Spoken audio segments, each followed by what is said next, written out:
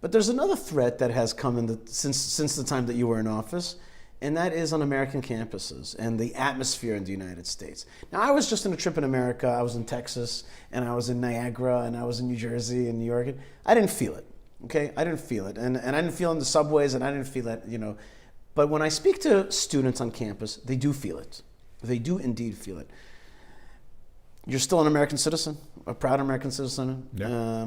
What's going on with that country? What's going on with the atmosphere? Oh, and just to add to that, just last night, I have a new app on my phone, listening to international radio stations. I was listening to the BBC World, their global report. I mean, the way that they explained Israel was so negative that we are just killing babies. The whole story was about a guy gave birth to twins, and then he left to get their birth certificates. He came back, the house was bombed.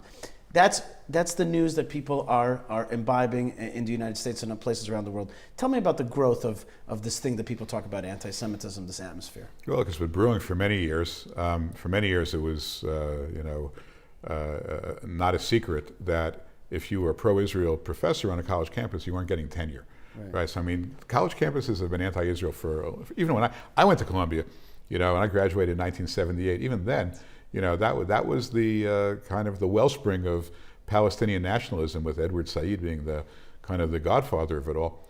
But it's gotten worse and worse and worse. When I went to Columbia, we could talk about these things. We have civilized conversations, even if people were hostile to Israel. It's gotten out of control completely. Now, it's starting to turn back. Just a couple of days ago, a federal district judge in Los Angeles issued an injunction against UCLA from having a double standard, where they were allowing Palestinian activists to keep Jews from going to parts of the campus, to keeping them out. This judge ripped them, So it's starting to turn back. Minouche Shafik, the president of Columbia, just resigned today, in the news today.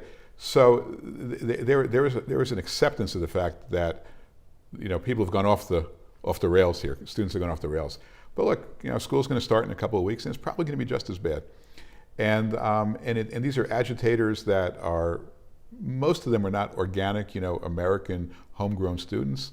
A lot of these elite universities have taken in a lot of Arab students, a lot of Palestinians. They've gotten huge grants from wealthy countries, and they've used that money in ways that have not been helpful to America or to Israel. But at the end of the day, look, this is, we're not going to stop the protests. We got to stop the violence. I mean, we got to stop the violence. The idea that Jews should feel unsafe on college campuses is absolutely unacceptable.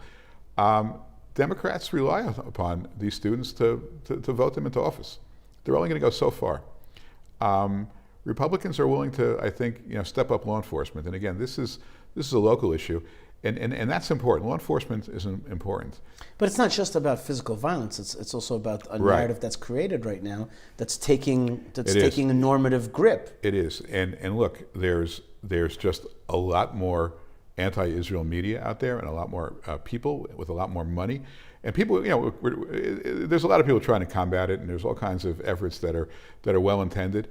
Here's my view. Okay, I hope I'm right.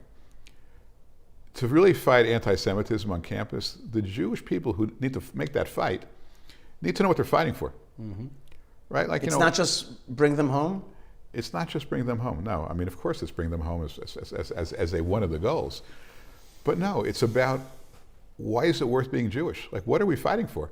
There's a reason why in Israel, when you induct a group of people into the army, group of incoming soldiers, you bring them right to the Western Wall, right? So they know what they're fighting for. They understand that they're fighting for a 3,000-year-old legacy, of the Jewish people that has to be continued and has always been under threat, but we've always managed to meet those challenges, okay? And you need to understand where you fit in that continuum. Jewish people, Jewish education, my father used to say this, as unfortunately, he's gone 15, 20 years already, and he said it when he was younger, so this is nothing new. But he used to say that Jewish education in America, is a mile wide and an inch deep, right? Meaning that there's tons and tons of places out there where you can sign up for some Jewish education, but it's an inch deep. It doesn't really tell you much. And that's part of the problem. The Jewish students at these campuses, they're not dumb, right? Just the opposite. Right. They're quite intelligent. but they don't have the resources to fight back, to understand why we're Jewish, why we care about Israel, why this is important to the 3,000-year-old legacy of the Jewish people. When they know that, okay, we'll win the fight. Now, and that's why my hat goes off to Chabad on campus, because they're the ones that are, bringing these kids in, and they're giving them Friday night meals and teaching them about Judaism, giving them a safe place to hang out when the protests are going on. There are other organizations as well. I'm not, but Chabad's everywhere, and we need more of that model. That model works.